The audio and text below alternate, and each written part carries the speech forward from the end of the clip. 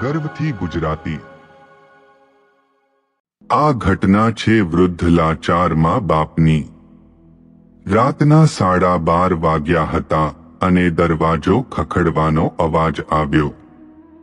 નીરવ વિચારવા લાગ્યો કે આટલી મોડી રાત્રે કોણ આવ્યું હશે। નીરવ બારણું ખોલી જુએ છે તો એના સમક્ષ એક ઘરડા દાદા ઊભા હતા। દાદાજી એકદમ થાકી ગયેલા અને હાંફી રહ્યા હતા। ઘરના મેઇન ગેટની બહાર ટેક્સી ડ્રાઈવર ઊભો હતો, જેમાં ઉપર દાદાજીનો સામાન મૂકેલો હતો। દાદાએ નીરવને પૂછ્યું, બેટા, તમારું નામ શું છે?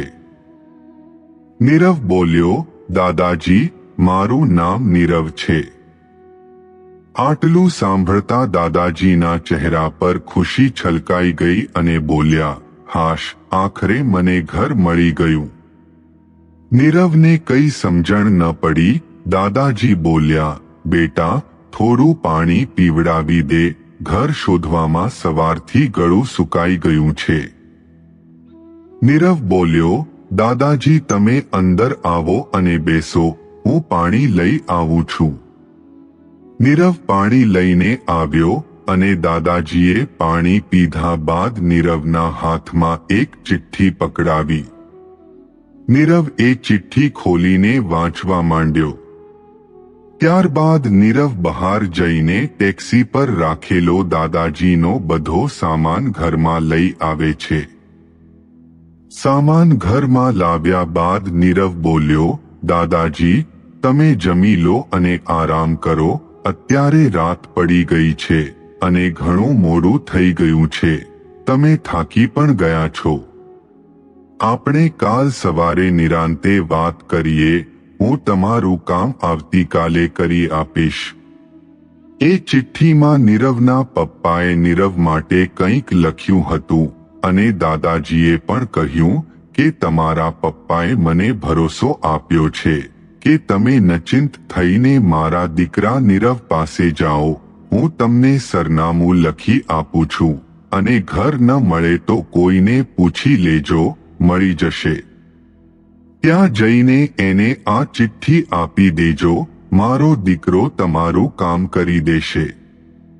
ઘટના એવી બની હતી કે દાદાજીના એકના એક દીકરાનું રોડ અકસ્માતમાં મૃત્યુ થઈ ચૂક્યું હતું અને દાદા દાદી બંને એકલા પડી ગયા હતા।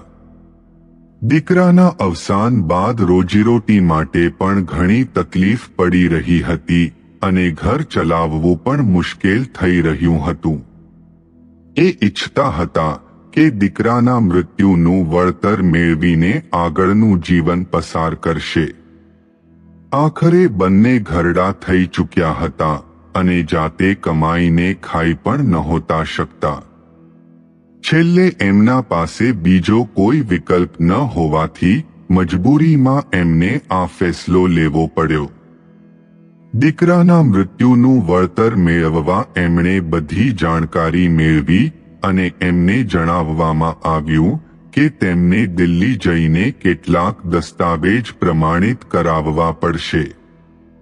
પરંતુ અડચણ એ ઊભી થઈ કે જીવનભર ગામડે રહ્યા, ક્યારે ક્યાંય બહાર નહોતા ગયા, સાથે એમણે ક્યારે આવા કાર્ય ન કર્યા હોવાથી એમના માટે દિલ્હી જવું એક પડકાર સ્વરૂપ લાગી રહ્યું હતું। ત્યારે દાદાજીને એમના માલિકની યાદ આવી ગઈ અને મદદ માટે સીધા એમના પાસે પહોંચી ગયા। માલિકે એમને ચિઠ્ઠી લખી આપી અને કહ્યું કે તમે મારા દીકરા પાસે જતા રહો, તમારું કામ થઈ જશે।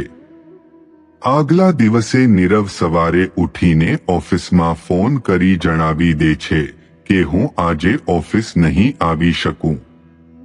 ત્યારબાદ એણે દાદાજી માટે ચા નાસ્તાની વ્યવસ્થા કરી અને બંનેએ ચા નાસ્તો કરી નીરવની કારમાં નીકળી ગયા। નીરવ દાદાજીને લઈને એ ઓફિસ પહોંચ્યો જ્યાં દસ્તાવેજ પ્રમાણિત કરાવવાના હતા। ઘણી મુશ્કેલી બાદ દાદાજીએ સહી કરી દસ્તાવેજ પ્રમાણિત કરવા ફાઇલ કરી દીધા। કામ પૂરું થયા બાદ નીરવ દાદાજીને બસ સ્ટેશન સુધી છોડી આવે છે ત્યારે જતા જતા દાદાજી બે હાથ જોડી ભાવુક બની જાય છે અને કહે છે કે ધન્ય છે તમારા માતા પિતાને જેમણે તમારા જેવી સંતાન મળી છે। દાદાજી બોલ્યા, તમારા મમ્મી પપ્પાને કોઈ સંદેશ આપવો હોય તો મને જણાવો, હું એમના સુધી પહોંચાડી દઈશ।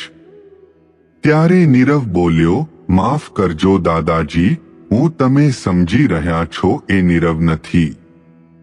ત્યારે આશ્ચર્યચકિત થઈ દાદાજી બોલ્યા, પણ તમે તો કહ્યું હતું કે હું નીરવ છું અને મેં તમને બધી વાત જણાવી ત્યારે પણ તમે કશું ના કીધું। મને તો કઈ સમજણ નથી પડી રહી, તમે શું કહો છો? નીરવ બોલ્યો, દાદાજી, તે મોડી રાત્રે તમે મારા ઘરનું બારણું ખખડાવ્યું ત્યારે મેં તમારી હાલત જોઈ। તમે ખૂબ થાકી ચૂકેલા હતા અને હાંફી પણ રહ્યા હતા। જ્યારે મેં બારણું ખોલ્યું અને મેં મારું નામ જણાવ્યું ત્યારે તમારા ચહેરા પર ખુશી અને આંખોમાં આશાની કિરણ ઝળકી રહી હતી।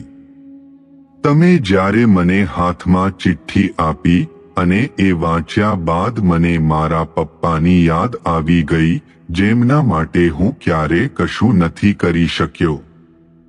હવે તમે જ કહો કે એટલી મોડી રાત્રે હું તમને એમ કહી દેતો કે હું એ નીરવ નથી તો તમારા મન પર શું વીતી હોત? દાદાજી, મારું તો એટલું જ કહેવું છે કે કદાચ ભગવાને મને આ કામ કરવા માટે નિમિત્ત બનાવ્યો હશે અને હું તમારી આશાને નહોતો તોડવા માંગતો। મને તમારી મદદ કરીને ઘણી ખુશી મળી રહી છે। દાદાજી ભાવુક થઈ બોલ્યા, ખરું છે બેટા, તું એ નીરવ નથી જેને હું શોધી રહ્યો હતો, છતાં તે મારા માટે રજા પાડી આખો દિવસ મારા માટે વેડફી નાખ્યો। નીરવ બોલ્યો, ના દાદાજી, એવું ન બોલશો, મારો દિવસ જરાય નથી વેડફાયો। હું પોતે જ માલિક છું અને હું મોડો પહોંચીને પણ મારું કામ કરી શકું છું। દાદાજી ભાવુક થઈ રડી પડ્યા અને બોલ્યા, સાચા મનથી પ્રાર્થના કરો તો ભગવાન બધાની સાંભળે છે। નીરવ એમના આંસુ સાફ કરી એમને બસમાં બેસાડી સીધો ઓફિસ પહોંચ્યો। રાત્રે ઘરે પહોંચ્યા બાદ એને આ ઘટના યાદ આવી રહી હતી અને મનમાં ઘણી ખુશી અનુભવી રહ્યો હતો।